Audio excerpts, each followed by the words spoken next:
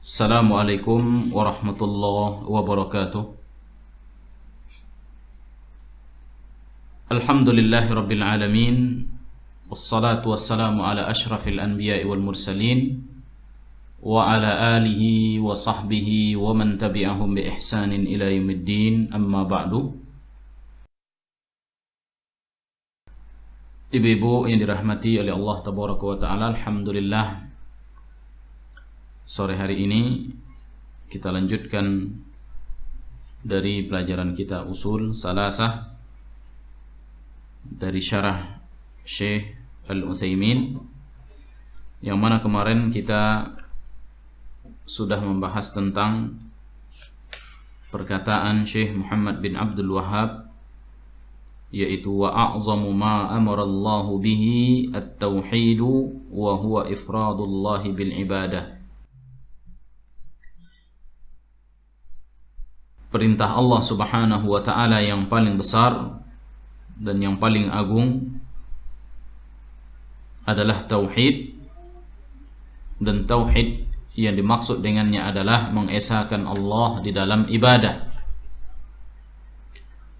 Wa a'zamu ma naha anhu asyirku wa huwa da'watu ghairihi ma'ahu.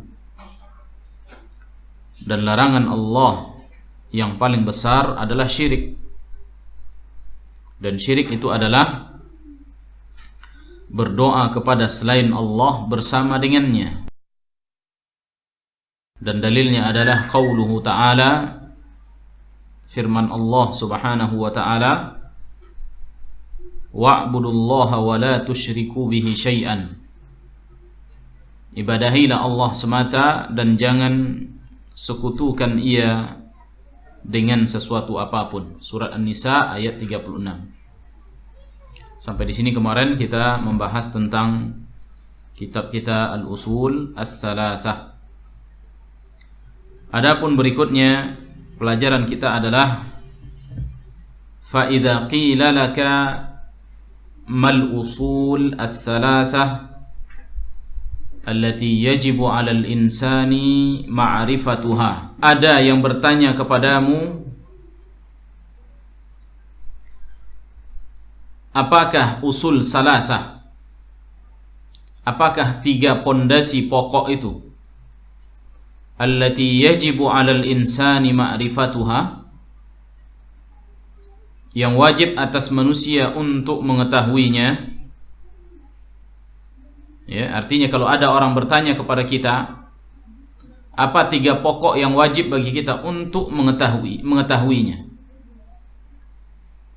maka ketika itu faqul, jawablah, ya, katakanlah, jawablah, ma'rifatul abdi rabbahu. Ya, ma'rifatul abdi rabbahu. Yang pertama adalah pengetahuan hamba tentang Rabbnya. Ya, ini yang pertama, pengetahuan hamba tentang Rabbnya, yaitu mengetahui Allah sebagaimana yang telah berlalu kita sebutkan. Berkata Syekh Shalih Al-Utsaimin, ma'rifatullahi takunu bi asbab. Mengenal Allah subhanahu wa ta'ala itu dengan beberapa sebab. Di antaranya adalah an-nazaru wa tafakkuru fi makhluqatihi azza wa jalla. Ya, yang pertama adalah melihat, ya, memperhatikan dan memikirkan, menghayati pada makhluk-makhluk yang Allah subhanahu wa ta'ala ciptakan, yang mana semuanya ini itu makhluk yang kita lihat di alam semesta, ya, mulai apa yang ada pada diri kita, sebagaimana yang Allah katakan wa fi anfusikum afala tubsirun, dan pada diri-diri kalian kenapa kalian tidak memperhatikan. Ya, pada diri kita, pada anggota tubuh kita. perhatikan, hayal cermati, pikirkan. Alangkah indahnya Allah Subhanahu wa taala menciptakan tubuh kita. Perhatikan wajah pada setiap manusia, tidak ada yang sama yang Allah ciptakan. Perhatikan tangan kita, jari jemari kita, semuanya mempunyai fungsi. Ruas-ruas jari kita, kuku, ya. Kemudian belum ini masih yang di luar, belum lagi yang ada di dalam tubuh kita. Itu adanya alat pernapasan, adanya yaitu urat-urat yang siap, yaitu yang dengannya mengalir darah-darah kepada seluruh tubuh, adanya jantung yang memompa, ya, adanya hati, adanya empedu, ya, dan adanya keasaman di dalam perut kita, adanya usus dan adanya tempat pembuangan. Subhanallah. Ya, apakah kita tidak memperhatikan pada ciptaan Allah ini pada tubuh kita? Kemudian kita perhatikan pada dunia ini. Bagaimana Allah Subhanahu wa taala ciptakan ia, bagaimana Allah Subhanahu wa taala berikan fasilitas untuk manusia sehingga manusia bisa hidup di sana. Ya. Dengan adanya daerah-daerah yang dilapisi oleh atmosfer. Ya. Sehingga manusia bisa bernapas. Adanya yaitu batu-batu yang ada dari ruang angkasa sana yang siap menghantam bumi namun hancur sebelum tiba. Ya, dengan gesekan-gesekan udara atau gesekan-gesekan ini atau yang satu sama lainnya saling bertabrakan sehingga hancur dan tidak ada yang jatuh ke bumi kita. Adanya air, adanya tumbuh-tumbuhan, adanya tanah yang bisa kita bercocok tanam dengannya. Siapa yang buatnya semua itu? Dengan segala bentuk yang sungguh sangat teratur ini. Allah Subhanahu wa taala. Ya. Belum lagi kita melihat kepada di luar dunia kita. Ya. Ternyata ketika kita melihat ya ke luar dunia kita, di alam kita ini, di tempat kita hidup ini, ternyata masih ada makhluk Allah yang maha besar dan maha luas daripada dunia kita ini. Ya. Ternyata bumi kita bukan yang terbesar. Walaupun dia bukan yang terkecil, tapi dia bukan yang terbesar. Masih ada ternyata bintang-bintang ataupun planet-planet yang disebutkan oleh orang-orang sekarang yang ternyata jumlahnya jauh lebih besar.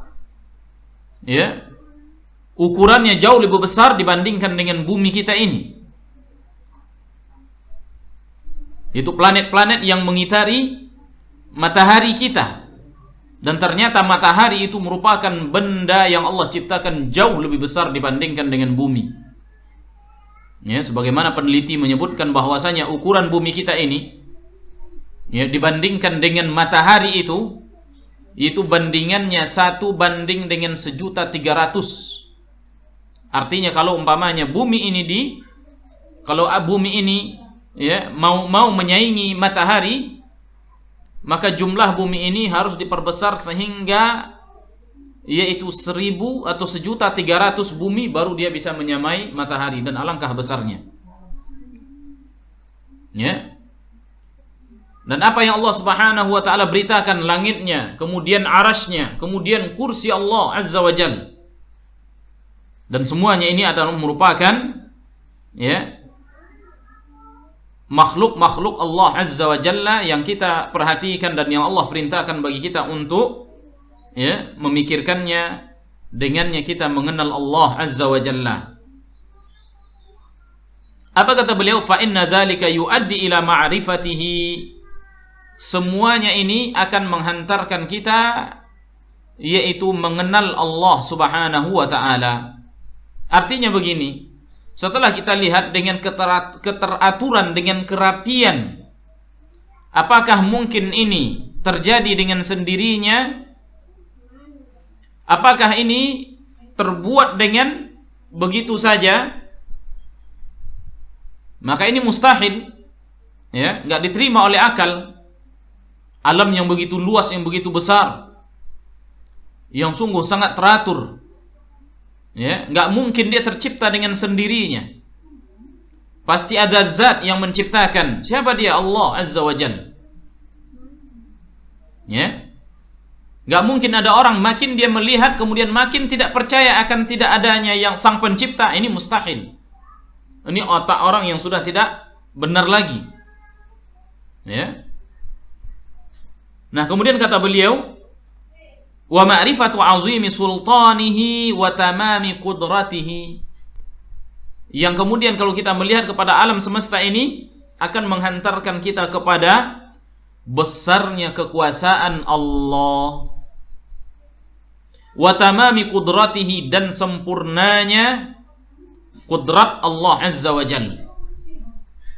Ya.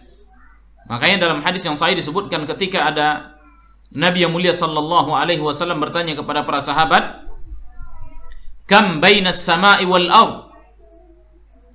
Ya, berapakah jarak antara langit dengan bumi? Nah, itu Nabi SAW kasih tahu. Nah, sekarang coba ibu-ibu, berapa jarak antara bumi ke langit? Nah, ibu-ibu, berapa jarak dari bumi ke langit? Nah, cerita ibu-ibu tuh sampai kedengar ke sini.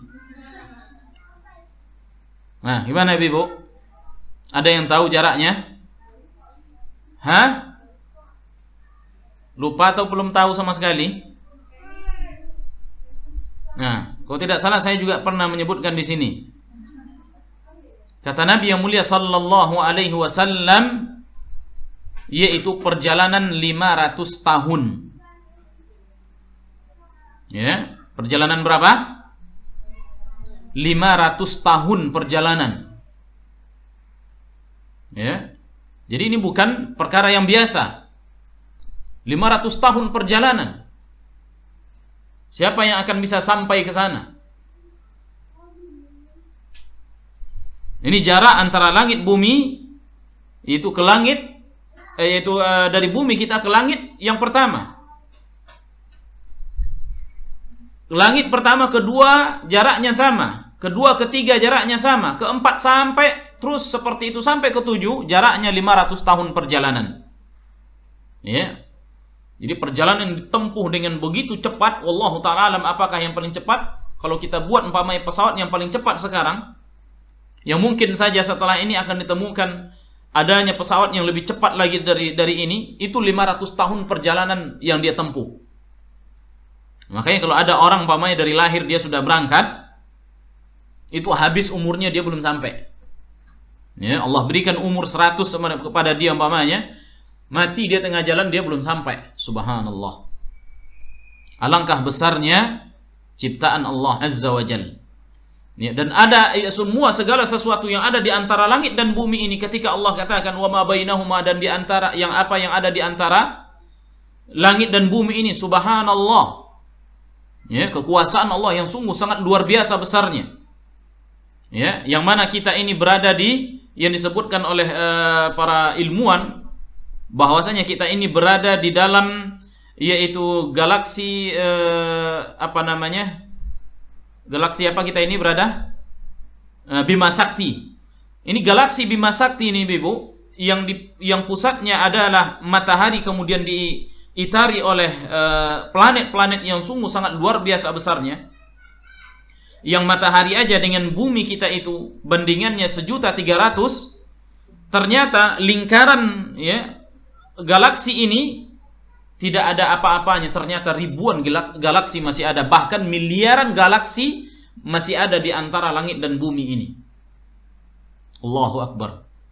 Dan galaksi-galaksi yang ada itu jauh lebih besar dibandingkan dengan galaksi-galaksi yang ada daripada galaksi kita ini.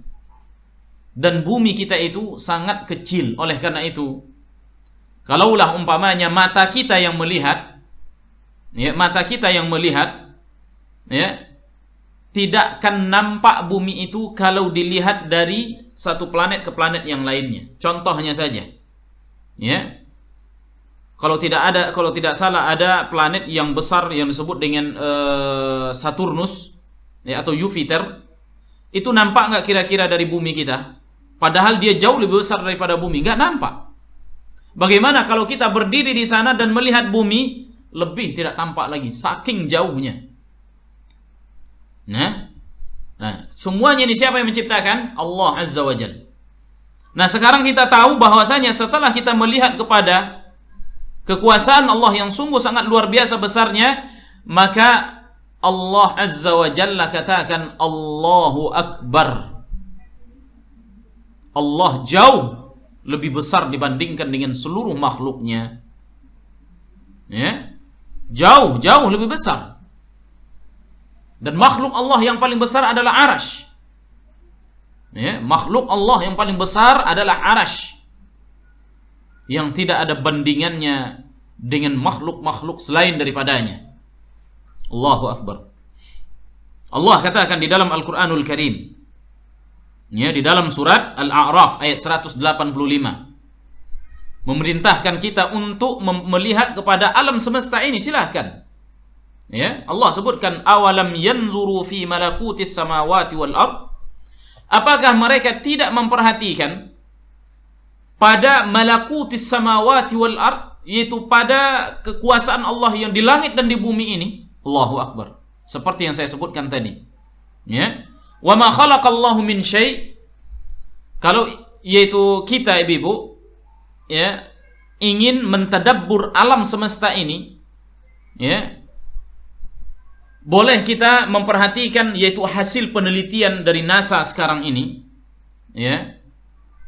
Bagaimana dia meneropong atau memvideokan yaitu alam yang di luar sana yang sungguh sangat luar biasa besarnya. Silahkan ditonton, ya, agar kita mengetahui ternyata kita ini nggak ada apa-apanya. Ternyata bumi yang kita injak ini hanyalah satu titik yang hampir tidak tampak dari kejauhan. Ya. Jadi kan ini sebagai alat untuk mentadabbur alangkah besarnya Allah Subhanahu wa taala yang menciptakan.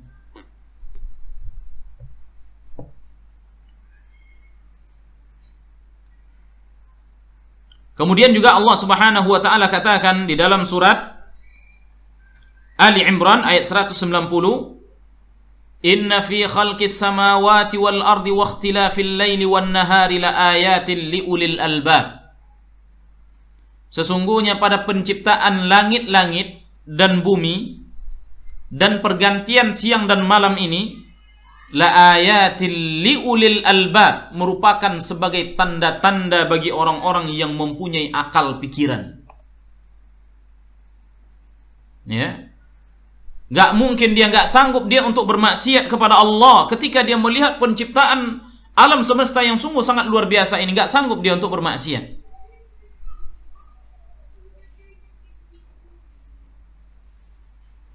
Gak akan sanggup dia mengatakan seperti yang dikatakan oleh Fir'aun, Ana rabbukumul a'la, saya adalah Tuhan yang maha tinggi. Tidak ada apa-apanya dia dibandingkan dengan makhluk Allah yang lain. Kemudian Allah sebutkan juga di dalam surat yang lain, ya, seperti di dalam surat, ya, Yunus, yang juga maknanya sama seperti yang ada di dalam surat Ali Imran tadi. Kemudian juga Allah katakan pada ayat yang lain, Inna fi khalqis samawati wal ard, sesungguhnya pada penciptaan langit dan bumi, wa ikhtilafil laili wan nahar, dan pada pergantian siang dan malam yang sungguh sangat luar biasa, yang sudah diatur oleh Allah Subhanahu wa taala. Ternyata adanya siang dan malam itu memberikan manfaat yang sungguh sangat luar biasa kepada manusia. Bagaimana tumbuh-tumbuhan dia butuh siang, dia butuh malam, sebagaimana kita butuh siang dan butuh malam. Bagaimana kalau seandainya siang saja maka tidak ada kehidupan, ibu-ibu? Kalau Allah berikan malam saja tidak ada kehidupan. Nah, Allah sebutkan wal fulkil lati tajri fil bahri bima yanfa'un nas. Ya, demikian juga yaitu bahtera yang berlayar di lautan yang memberikan manfaat kepada manusia. Wa ma anzalallahu minas sama. Demikian juga apa yang Allah Subhanahu wa taala turunkan dari langit berupa hujan. Ya. Minas sama'i mim ma'in, dari air, hujan. Allahu Akbar. Bagaimana Allah Subhanahu wa taala menjadikan terangkatnya air ke langit, kemudian setelah itu diproses melalui awan, Ya, yang kemudian setelah itu Allah Subhanahu wa taala perintahkan kepada siapa yang Allah berikan hujan tersebut. Ya, sebagaimana yang Allah Subhanahu wa taala juga jelaskan tentang itu berkumpulnya awan, kemudian setelah dia berkumpul menghitam, maka dia curahkan kepada orang yang diinginkan oleh Allah Subhanahu wa taala. Ya. Kemudian setelah itu jatuhnya hujan ke langit, manfaat yang sungguh sangat luar biasa. Allahu Akbar, ketika Allah tahan beberapa bulan saja hujan, semua kering. Semua kering. Seperti yang dialami oleh manusia di hari kita ini, Ibu, ini rahmati oleh Allah. Ya, Allah sebutkan fa'ahya bihil arda. Maka dengan air hujan itu yang Allah turunkan, hiduplah tumbuh-tumbuhan. Ya. Ketika Allah keringkan, tidak turunkan hujan kepada mereka, sungai kering. Sungai kering. Ya, sungai yang dahulunya mereka main-main, mandi, sekarang mereka sudah bisa buat main bola di atasnya. Mati ketika air itu tidak tersiram oleh tanah tidak tersiram oleh air, dia akan kering. Dia tidak akan menjadi tanah yang subur lagi, sehingga akan mematikan setiap tanaman yang hidup di atasnya. Ya, membuat layu, tidak akan tumbuh seperti itu. Maka coba kita perhatikan di Jazirah Arab sana yang curah hujannya itu jarang. Ya, nggak bisa kita mau nanam ubi, mau nanam padi, mana bisa kita menanam di sana. Ya, di negeri kita baru bisa bercocok tanam karena curah hujannya bagus. Ya, berbeda dengan mereka, dalam sebulan katanya dalam setahun cuma 4 kali aja. Faliyatubillah. Allah nggak berikan itu kepada kita. Kemudian ya, fa'ahya bihil ardu ba'da mautiha, maka bumi ini akan kembali hidup setelah dia mati. Yang dahulunya tidak tersiram air, sekarang disiram oleh air kembali, maka dia kembali hidup. Wa batsa fiha min kulli dabbah, kemudian hidup di atasnya yaitu berbagai macam bentuk binatang-binatang yang melata. Wa tasrifir riyah, ya, kemudian Allah Subhanahu wa taala berikan angin kepada mereka yang meniup, dan semuanya memberikan faedah yang sungguh sangat luar biasa.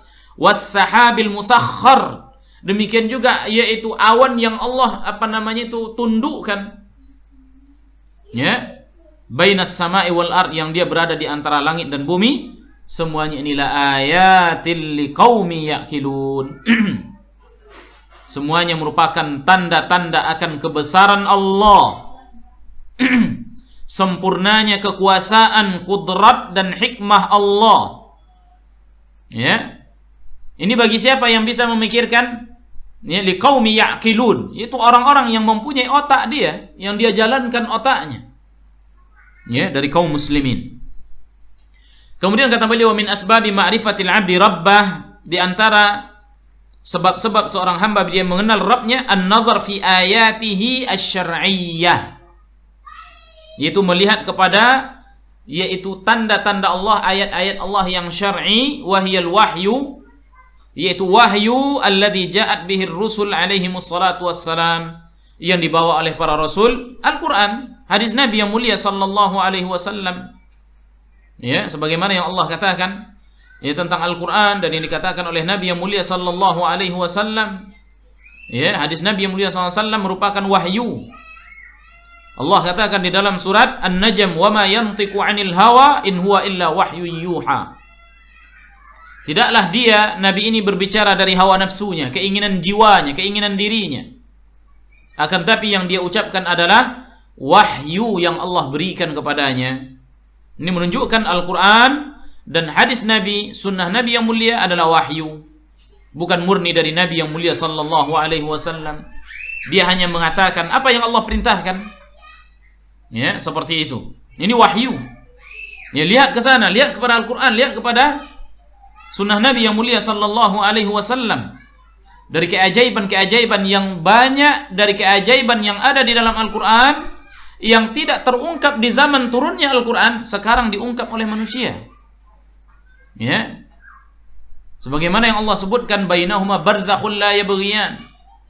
Ya, bahasanya antara air laut dengan air laut dengan air sungai, air tawar, barzakh la yabghiyan, yaitu ada pembatas yang tidak akan pernah tercampur selama-lamanya, ditemukan oleh orang sekarang. Ya, bahkan ada sebagian orang yang menyebutkan, bukan ahli ya, tapi orang-orang yang biasa melaut. Apa mereka sebutkan? Kami biasa mengambil air tawar di tengah laut. Subhanallah. Ya, ada tanda-tandanya kata mereka, dia nggak nyatu dengan laut. Nah, mereka mengambil air itu dari tengah laut, airnya tawar dan mereka jadikan air minum. Subhanallah. Mereka tahu, ibu-ibu. Ya, para nelayan-nelayan itu. Dan Allah sebutkan bainahuma barzakhul la yabghiyan. Sebagaimana juga Allah Subhanahu wa taala sebutkan di dalam Al-Qur'an, ya, tentang tumbuhnya biji dan tumbuhnya biji kemudian dia menjulurkan tunasnya ke atas. Allah sebutkan ihtazzat warabat. Itu biji yang mau tumbuh itu dia bergetar seperti itu, bergoyang. Baru setelah bergetar dia terpecah, maka dia langsung menumbuhkan tunasnya seperti itu. Ya, dan diperiksa oleh para ilmuwan sekarang ini. Ketika mereka masukkan kamera yang kecil di dalam bijian seperti itu, ya, ternyata benar apa yang diberitakan oleh Al-Qur'anul Karim. Nabi yang mulia SAW juga sebutkan tentang proses penciptaan manusia di dalam rahim. Arba'ina yauman, ya, 40 hari dia adalah berupa segumpal darah. Ya, kemudian summa yakunu alaqatan misla dzalik. Kemudian setelah 40 hari dia akan menjadi alaqah, sesuatu yang lengket. Ya, kemudian setelah itu summa yakunu, ya, mudghatan misla dzalik. Kemudian setelah itu dia menjadi segumpal daging selama 40 hari. Pada hari yang ke-120 harinya Allah Subhanahu wa taala fa'arsala ilaihimil malak. Allah Subhanahu wa taala mengutus kepada di rahim ibu ini tadi seorang malaikat. Fayunfahu fihi ruh, ditiupkanlah kepadanya ruh. Ternyata manusia itu hidup setelah 120 hari. Dan itu diperiksa oleh para ahli, ternyata benar. Dan alangkah banyaknya keajaiban-keajaiban yang ada di dalam Al-Qur'an dan yang ada di dalam hadis Nabi yang mulia sallallahu alaihi wasallam terungkap sekarang oleh para ahli-ahli. Nah, ibu ini rahmati oleh Allah Azza wa Jalla. Ya, dan alangkah banyak yang sana enggak mungkin kita sebutkan. Dan itu hanya sebagai misal tentang bahwasanya Al-Qur'an wahyu Allah dan hadis Nabi SAW adalah wahyu Allah yang terbukti.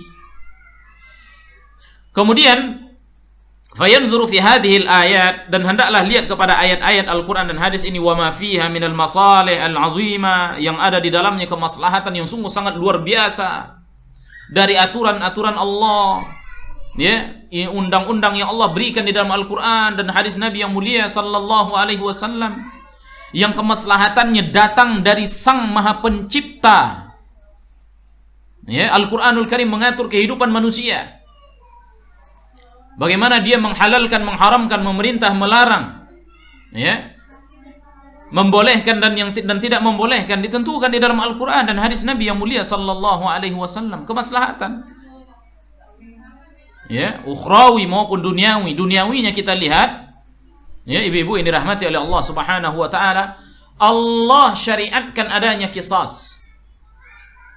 Ya, Allah syariatkan adanya qisas. Qisas ini padahal ibu-ibu, apa yang disebut dengan qisas?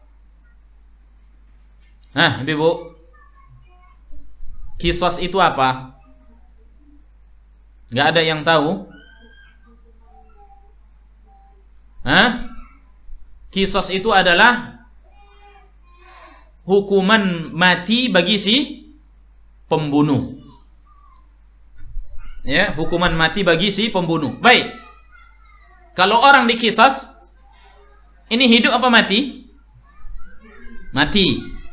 Allah sebutkan di dalam Al-Qur'an bahwasanya pada kisas ini hayatun ya ulil albab.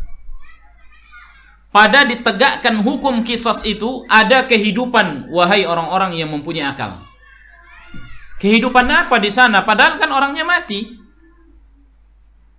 Nah, kehidupan apa yang ada di sana? Hidupnya suasana dunia ini. Tapi kalau seandainya kisas tidak ditegakkan, setiap hari ada yang mati. Ya, makanya di negeri kita ini yang tidak ditegakkan qisas, per sekian detik ada pembunuhan. Ya, kalau kita ambil setiap hari ada yang mati. Jadi ada yang terbunuh seperti itu. Jadi selama setahun 360 hari, maka orang yang mati lebih paling kecilnya angka kematiannya 300 sebanyak hitungan harinya dalam setahun. Kenapa? Qisas enggak tegak. Ya, itu kalau umpamanya, belum lagi kematian dalam sehari sekian orang. Ya, tapi kalau qisas tegak, ya, ada orang yang membunuh, kemudian kita pancung mati dia, maka setelah itu kira-kira ada nggak orang yang mau membunuh lagi? Mikir dia. Ya. Oleh karena itu di Arab Saudi sana, negara yang menegakkan hukum qisas bagi si pembunuh, maka dia menyebutkan dalam setahun kasus pembunuhan itu bisa dihitung dengan jari. Ya. Dalam setahun, ibu-ibu. Makanya dahulu salah satu dari Raja Saudi ketika dia berkunjung ke Amerika disebutkan, apa kata Presiden Amerika? Ya, saya tidak mau duduk berdampingan dengan orang yang di negaranya masih ditegakkan hukum kuno. Disebutkan Al-Quran ini hukum kuno. Ya, yang masih menegakkan hukum pancung seperti itu. Maka apa jawaban Raja Saudi ini? Dia menyebutkan, ya, di negara kalian itu dalam sehari berapa kasus pembunuhan? Ya, dia sebutkan berapa kasus pembunuhan di negara kalian. Ternyata di Amerika itu per 1 jamnya ada pembunuhan. Allahu Akbar. Per 1 jam ada kasus pembunuhan. Maka dia menyebutkan adapun di negara kami dalam setahun itu belum tentu ada. Hanya bisa dihitung dengan jari. Kalaupun ada, hanya bisa dihitung dengan jari. Saking sedikitnya kasus pembunuhan seperti itu. Ya, itu salah satu hikmah maslahat diberikan oleh Allah. Demikian juga Allah sebutkan, yaitu hukum potong tangan bagi pencuri. Ya, yang Allah sebutkan dalam Al-Quran, as-sariqu was-sariqatu faqta'u aydiyahuma jazaan bima kasaba. Itu pencuri laki perempuan potong tangannya. Ya, ketika ini tidak tegak, ibu-ibu, apa yang terjadi? Apa yang terjadi? Setiap hari ada jambret, pencuri, pencopet, perampok, yang dia bukan hanya mencuri, bukan hanya mencopet, bukan hanya merampok, bukan hanya menjambret, tapi dia bunuh orangnya, diambil kekayaannya. Allahu Akbar. Dan sebagian lagi ada yang, ya, diambil kehormatannya, diperkosa. Ada sebagian para wanita, banyak kasus seperti ini, kemudian dibunuh. Ya.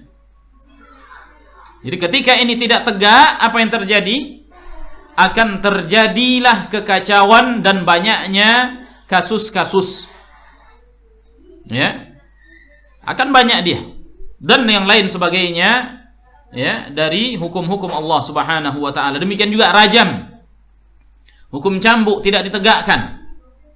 Ya, apa yang terjadi? Zina bertebaran. Ya, zina bertebaran. Orang enggak takut berbuat zina. Ya, walaupun terlihat oleh orang, dia enggak takut. Tersebar di mana-mana anak-anak haram. Ya, anak-anak yang dibuang, anak-anak yang digugurkan. Anak-anak tanpa bapak, alangkah banyaknya disebabkan karena hukum rajam, ya, dan hukum cambuk tidak ditegakkan bagi pezina. Ya, orang-orang berselingkuh mudah aja, enggak ada masalah. Ya, seperti itu. Ketika umpamanya, ya, nikah dua bagi laki-laki ditahan-tahan, diketatkan hukumnya, namun untuk berzina dipermudah. Allahu Akbar. Kalau ada umpamanya orang nikah dua, susahnya minta ampun, datangkan ini, datangkan itu, datangkan ini, di sidang, di gini, di gitu, 4 tahun baru selesai. Tapi kalau bapak ini dia mau berzina, mencari perempuan yang lain yang haram, nggak usah pakai prosedur, datang aja ke sana, kan sudah ada lokalisasi. Allahu Akbar. Nggak ada proses, nggak ada sidang, nggak ada apa. Nah ini rusaknya hukum kalau seandainya yang diterapkan itu adalah hukum taghut. Ya, hukum yang bukan Allah yang punya. Yang dibuat-buat oleh manusia. Yang direkayasa oleh mereka, yang menurut mereka ini solusinya. Ya. Kemudian mereka hina hukum Allah, hukum kuno. Mereka hina hukum Allah Subhanahu wa taala sebagai hukum yang kejam. Ya, mereka hina hukum Allah, mereka buang Al-Qur'an, kufur mereka. Ya, waliyadu billah. Baik ibu-ibu ini dirahmati oleh Allah tabaraka wa taala, maslahat di dalamnya. Dan ini menunjukkan ketika kita melihat alangkah maslahatnya, siapa yang buat? Ini pasti yang buat ini Rabbul Alamin, Allah yang maha kuasa. Nah, ini kita mengenal Allah Subhanahu wa taala dari hukum ini. Ya. Demikian juga salat mempunyai faedah. Ya, banyak para ahli peneliti menemukan bahwasanya itu salat yang dilakukan oleh seorang muslim itu faedah yang sungguh sangat luar biasa besarnya. Itu sebagai olahraga bagi dia. Kalau seandainya dia salat 5 waktu saja dalam sehari semalam, itu sudah cukup bagi dia. Dengan lengkap rukuk dan sujudnya, puasanya, untuk memberikan kesehatan kepada dia. Allahu Akbar. Ya. Ini menunjukkan alangkah ya indahnya hukum Allah dan penuh dengan maslahat.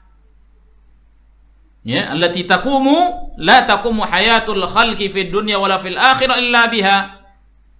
Yang mana kata beliau tidak akan bisa terlaksana kehidupan di dunia dan tidak akan diperoleh kehidupan di akhirat dengan layak kecuali dengan undang-undang ini, ayat-ayat Allah, Al-Qur'an dan hadis Nabi.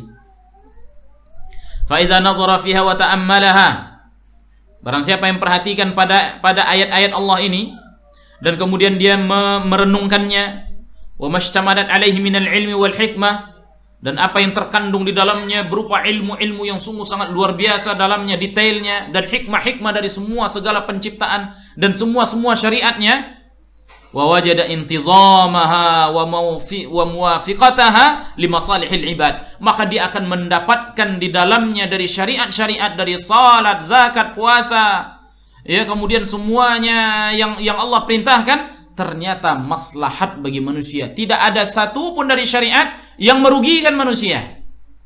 Hijab, ibu-ibu ini rahmati oleh Allah, yang oleh sebagian manusia menganggap itu merupakan mengekang kaum hawa, kaum wanita. Jadi wanita-wanita muslimah kata mereka ini tidak, ya, mereka anggap tidak merdeka, terkekang, ya, para wanita mereka. Tapi ternyata apa?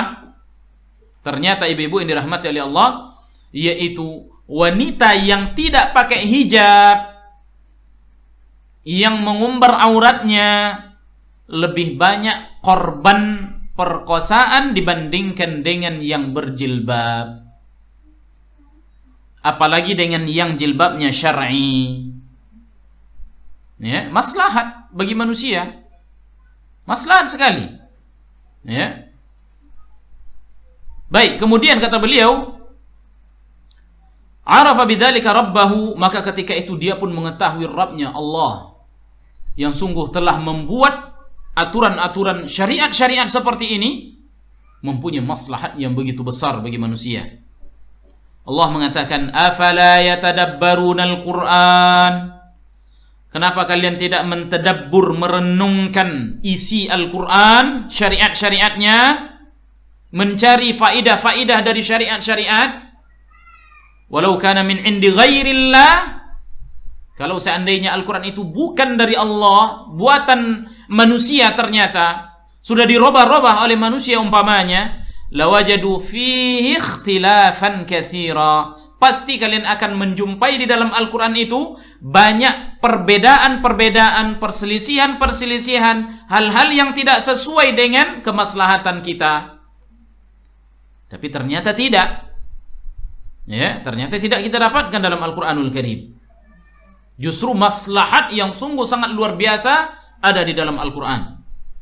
Ya, jadi dengan memperhatikan yaitu syariat-syariat yang ada, yang kita amalkan ini mempunyai yaitu maslahat yang begitu besar bagi kita. Tidak ada yang merugikan. Ya.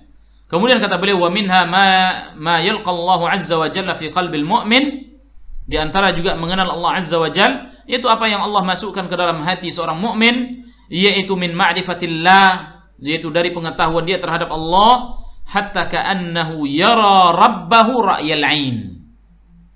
Sehingga seolah-olah dia melihat Allah dengan mata kepalanya. Ya. Sebagaimana Nabi SAW menyebutkan, hina sa'alahu Jibril, ketika Nabi SAW ditanya oleh Jibril, maka Jibril mengatakan, mal ihsan. Ihsan itu apa wahai Muhammad? Maka Nabi SAW menyebutkan, an ta'budallah ka'annaka tarahu, fa in lam takun tarahu fa innahu yarak. Ya, engkau beribadah kepada Allah seolah-olah engkau melihatnya. Kalau kamu enggak bisa seperti itu, maka yakinlah Allah akan melihatmu. Ya. Jadi orang mukmin yang ilmunya mendalam terhadap Al-Qur'an dan sunnah Nabi yang mulia sallallahu alaihi wasallam, maka dia beribadah seolah-olah dia melihat Allah Azza wa Jalla seperti itu. Nah, ini mengetahui Allah, mengenal Allah Azza wa Jalla.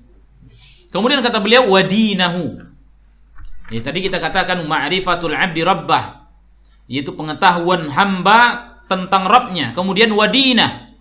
Ya, dan yang kedua, usul yang kedua, pondasi yang kedua yang wajib bagi kita untuk mengetahuinya adalah mengetahui agamanya. Ya, mengetahui agamanya, agama Allah. Kita kenal dengan Allah, agamanya mana? Mana yang agama Allah? Ya, untuk sekarang ini mana yang agama Allah?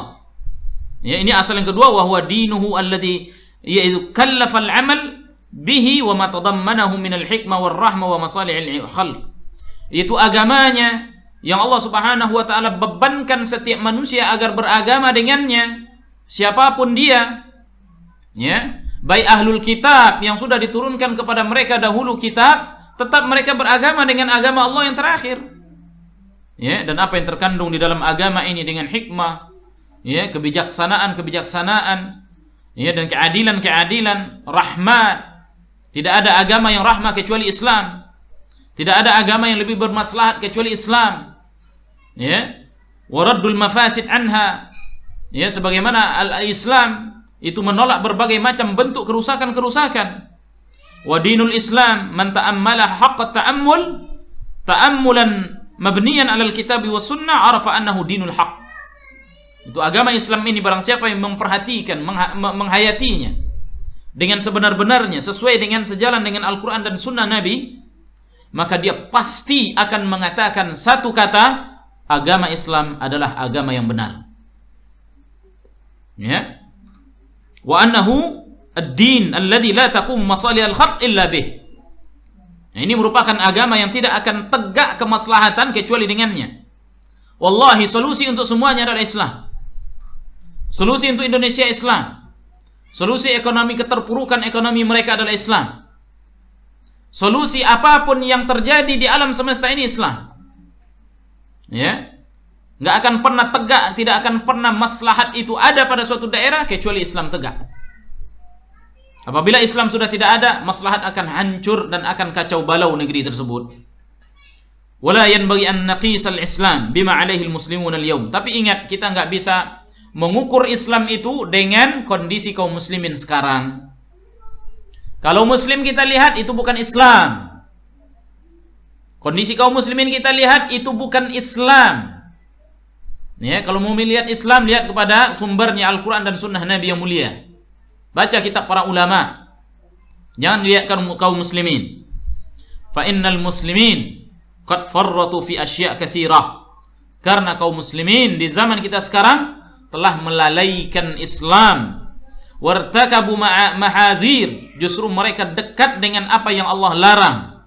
Ya, hatta ka'annal a'ish bainahum fi ba'dil bilad islamiyah ya'ishu fi ghairi jawi fi jawin ghairi islami. Maka seolah-olah orang yang hidup terkadang di negeri Islam seolah-olah dia tidak hidup di negeri kaum muslimin. Min ghurbatil Islam, dari keterasingan Islam. Ya. Kita mau menegakkan Islam dianggap oleh orang aneh. Ya. Lelaki memelihara jenggotnya aneh, memanjangkan memendekkan pakaiannya dianggap aneh. Kita salat berjamaah di masjid aneh. Ya, para wanitanya berjilbab, kan sebagian mereka ada yang bercadar dianggap aneh. Menegakkan sunnah dianggap aneh oleh mereka. Ya, padahal mereka masih kaum muslimin. Masih orang yang mengatakan la ilaha illallah. Ghurbatul Islam. Islam menjadi asing. Seperti itu. Wa nabiyahu Muhammadan sallallahu alaihi wasallam. Kemudian yang ketiga adalah mengenal nabinya Muhammad sallallahu alaihi wasallam, yaitu wa huwa ma'rifatul insan nabiyahu, yaitu mengenal nabinya Muhammad sallallahu alaihi wasallam, yang mana kita kenal tentang beliau, sejarahnya, tanggal lahirnya, kemudian juga nasabnya, kemudian yang intinya sejarahnya kita pernah baca seperti itu. Ya, mungkin kita pernah baca buku cerita. Ya, saya tanya ibu-ibu, Sandiwara Langit tamat apa belum? Ada buku namanya Sandiwara Langit, udah tamat apa belum? Ada yang belum baca bukunya? Udah banyak yang tamat kan? Sekarang sejarah Nabi, kisah sejarah Nabi, udah ada yang tamat apa belum? Sudah ada yang tamat? Coba satu orang yang tamat dia membaca sejarah Nabi. Belum ada. Ibu-ibu sudah membaca berapa buku cerita? Karangan Ustadz siapa itu Ustadz? Ustadz siapa itu pengarang yang suka ngarang cerita itu? Allahu Akbar. Banyak kali buku ceritanya. Itu banyak, itu para ibu-ibu suka itu sampai nangis-nangis, sedap dan lain sebagainya. Tapi sejarah Nabi nggak ada yang khatam. Ya, bagaimana dia mengetahui tentang sejarah Nabi yang mulia, perjuangannya, bagaimana pahitnya dia menghadapi hidup dan lain sebagainya, musuhnya, ya, dan alangkah banyaknya. Ini harus kita ketahui, baca sejarah Nabi yang mulia. Minimalnya walaupun satu kitab kita baca nggak apa-apa ibu, tapi itu terus kita baca, lupa ulang lagi seperti itu. Ini sejarah Nabi itu kita baru tahu kalau diceritain orang. Ya, kalau orang nggak cerita, udah nggak tahu. Apalagi kalau orang cerita kan nggak detail, paling-paling 2-3. Tapi kalau buku itu detail. Ya. Makanya kadang banyak kita nggak tahu keluarga Nabi itu siapa. Ya, anak Nabi kita nggak tahu. Coba anak Nabi 3 orang laki-laki, siapa namanya? Nah, ibu. Atau anak Nabi yang perempuan yang menurunkan keturunan Nabi siapa? Nah, itu tahu semua. Nah, seperti itu, kita nggak tahu sejarah Nabi yang mulia SAW, siapa anaknya, ya siapa ininya, iparnya, siapa mertua menantu Nabi yang mulia SAW. Ini dibaca ibu. Ya, kalau kita mau mengenal Nabi yang mulia sallallahu alaihi wasallam, ya, baca sejarah Nabi yang mulia SAW. Ya, bagaimana kondisi dia ketika peperangan, ketika dalam keadaan damai, dalam keadaan dia berurusan dengan kaum muslimin, ketika dia berhadapan dengan anak kecil, ketika dia berhadapan dengan para pembesar, ketika dia berhadapan dengan orang yang menyelisih syariat, semua ada. Ya, adab-adab Nabi yang mulia SAW. Ya, seperti itu. Jadi 3 ini ya usul yang wajib bagi kita untuk mengetahuinya. Insyaallah taala akan kita uraikan nanti satu persatu tentang yaitu 3 usul ini. Yang pertama adalah mengenal Allah, yang kedua nanti mengenal Nabi agamanya, dan yang ketiga adalah mengenal Nabi kita Muhammad sallallahu alaihi wasallam. Wallahu alam, semoga bermanfaat. Sisa waktu kita buka untuk bertanya jawab.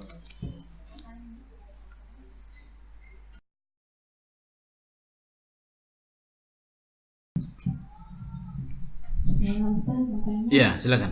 Misalnya ada orang yang nanya sama kita nih, dia kebetulan mu'alaf, terus nanyanya begini, apa bedanya agama Islam dengan agama kami? Sama-sama menyembah benda gaib juga. Jadi dia udah mu'alaf. Dia mu'alaf tapi mau menerangkan ke istrinya, masih bingung gitu. Istrinya jadi dia ingin menjelaskan kepada yang bukan muslim. Baik. Nah, misalnya dia bilang kayak gini, apa bedanya agama kamu dengan agama saya? Sama-sama menyembah. Agama dia apa? Kristen. Baik, terus? Mereka beranggapan bahwa Ka'bah itu kayak sesembahan mereka gitu, Ustaz. Gimana cara kita menerangkannya gitu? Baik, berarti dia melemparkan syubhat seperti itu ya? Iya. Adapun memang ya, orang Kristen, salah satu syubhat mereka terhadap kaum muslimin, mereka menganggap kita menyembah Ka'bah. Karena kita melihat mengagungkan Ka'bah, ya. Yang pertama, benarkah kaum muslimin menyembah Ka'bah? Enggak benar. Ya. Walaupun mungkin sebagian orang ada yang dia menyembah Ka'bah, tapi segelintir orang. Ya, orang-orang yang salah persepsi. Ya. Adapun Ka'bah, kenapa kita harus disuruh untuk mengagungkan? Pertama, itu adalah perintah Allah. Ini perintah Allah. Ya. Allah yang memerintahkan. Jadi kita haji ke Ka'bah, mengelilingi Ka'bah dalam rangka tunduk kepada Allah. Bukan tunduk kepada Ka'bah, bukan dalam rangka menyembah, menganggap Ka'bah itu adalah Tuhan yang berhak menerima ibadah, tidak. Ya. Tapi kita sedang beribadah ini kepada Allah di mana? Di Ka'bah. Ya, dan dia mempunyai hikmah yang sungguh sangat luar biasa besarnya, berkumpulnya seluruh kaum muslimin di dunia. Muktamar besar terjadi di hari, yaitu hari haji. Ya, terjalinlah ukhuwah sesama kaum muslimin di sana. Dalam rangka apa? Menunaikan ibadah yang Allah Subhanahu wa taala perintahkan. Ya. Jadi kita mencium Hajar Aswad, bukan kita karena menganggap Hajar Aswad itu la yanfa wa la yadur. Yanfa wa yadur, bisa mendatangkan manfaat, menolak mudarat, tidak. Ya. Bukan. Tapi Allah jadikan ini sebagai alat bagaimana manusia beribadah kepada Allah, seperti itu. Dan Hajar Aswad kita cium, Umar bin Khattab menyebutkan, ya, wallahi saya tahu engkau ini hanya batu, tidak bisa mendatangkan manfaat dan tidak bisa menolak mudarat. Lau ma ra'aitu Rasulullah sallallahu alaihi wasallam yuqabbiluka ma qabbaltuka. Kalaulah seandainya saya tidak melihat Nabi menciummu, maka aku tak akan cium kamu. Ini kata Nabi kepada kata Umar bin Khattab kepada Hajar Aswad. Seperti itu. Jadi Hajar Aswad kita disuruh untuk menciumnya, itu untuk dalam rangka ibadah kepada Allah. Dan Allah berikan keutamaan, apa keutamaannya? Diampuni dosa-dosanya, seperti itu. Jadi dia enggak ibadah kepadanya, tapi ibadah kepada Allah Subhanahu wa taala. Ya, Allah, kepada Allah Azza wa Jalla. Ya, seperti itu. Ini jawaban ya bagi orang-orang yang mengatakan bahwasanya ya, kalian wahai kaum muslimin menyembah Ka'bah. Tidak. Tapi justru kalian wahai para Nasara menyembah salib. Ya. Selain daripada Nabi Isa yang kalian sembah, kalian menyembah kayu salib. Ya. Kemana-mana kalian bawa itu. Ada enggak mereka menggantungkan Tuhan mereka Nabi Isa di leher mereka, di kalung-kalung mereka? Ada apa tidak? Enggak ada. Tapi yang mereka gantungkan apa? Tiang kayu salib. Palang itu yang mereka gantungkan. Ya. Seperti itu. Nah, jadi ya, ibadah Ka'bah itu Allah yang merintahkan. Kalau Allah tak perintahkan, enggak ada perlunya kita ke Ka'bah, Ibu. Enggak ada perlunya kita ke Ka'bah. Bak kata sebagian orang, wallahi kalau bukan karena Ka'bah saya enggak datang ke sini. Ya. Karena daerah Arab itu daerah yang membuat kita enggak sedap tinggal di sana. Secara udaranya kering, enggak ada hujan. Enggak sedap tinggal di sana. Ya, secara kita lihat bentuk tanahnya seperti itu. Mau bercocok tanam dia harus pakai ini, pakai itu dulu baru dia tumbuh. Tapi beda, memang Allah berikan berkah di sana seperti itu. Nah, ini jawabannya Wallahu taala alam. Nah, silakan. Anak saya tuh pernah nanya sama saya. Apa dia? Dia tanya, "Mami, Tuhan itu perempuan atau laki-laki? Dia ada di mana? Dia udah pernah ketemu belum?" Iya. Saya bingung jawabnya. Iya, jawab aja dengan sebenarnya, Ibu. Iya, saya jawab sebisa-bisa, tapi batuk-batuk jawabnya. Dia bilang, "Mami udah pernah ketemu belum?" Belum, saya bilang. Iya. Dia bilang, "Kenapa kita harus ini sedangkan dia tidak terlihat?" Gitu. Hati-hati, Bu. Ini anak-anak kita kadang-kadang bisa dipengaruhi oleh guru atau orang lain. Ya, hati-hati sama tontonan juga. Ya. Kadang-kadang pertanyaan-pertanyaan yang seperti ini ada yang membisikkan dari belakang. Ya, hati-hati kita dengan pertanyaan anak-anak kita, kepada siapa kita berikan dia untuk belajar. Ya. Ini jawab aja dengan sejujurnya bahwasanya Allah Azza wa Jalla yang sesuai yang dia tanya tadi. Apa yang dia tanya tadi? Di mana, apa, laki apa perempuan? Ya, dia bukan manusia. Sebut, dia bukan manusia. Yang manusia itu anak, yang manusia itu wahai anakku, dia laki, dia perempuan. Binatang juga seperti itu, dia laki, dia perempuan. Allah bukan manusia, bukan binatang. Nah, seperti itu. Dia bukan manusia, bukan binatang. Jadi siapa? Dia Tuhan kita, pencipta kita. Dia nggak butuh kepada jenis kelamin. Dia nggak butuh kepada istri. Dia nggak butuh kepada anak. Dia sendiri saja. Nah, sebutkan dengan sejujurnya. Nggak ada masalah bagi dia, karena dia mungkin belum juga nalar. Yang jelas bagi dia sudah ada pengetahuan tentang Allah Subhanahu wa Ta'ala adalah zat yang maha besar, yang menciptakan segala alam semesta ini, bahkan yang menciptakan adanya laki ada perempuan, ya. Kemudian katakan dia di mana dia? Ibu yang bertanya, Allah di mana? Allah di langit, di arsy. Ya, jauh dari makhluknya. Ya, sebutkan Allah di langit. Ya, pernahkah ibu bertemu? Ya, dengan terus terang kita ya belum bertemu. Nanti kita akan bertemu, wahai anakku, kalau seandainya kita beragama Islam, kita taat kepadanya, kita mengikuti nabinya, kita beribadah sesuai dengan apa petunjuk nabinya, nanti kita bertemu dengan dia. Di mana kita bertemu? Setelah nanti kita mati, seperti itu. Kasih tahu ke dia.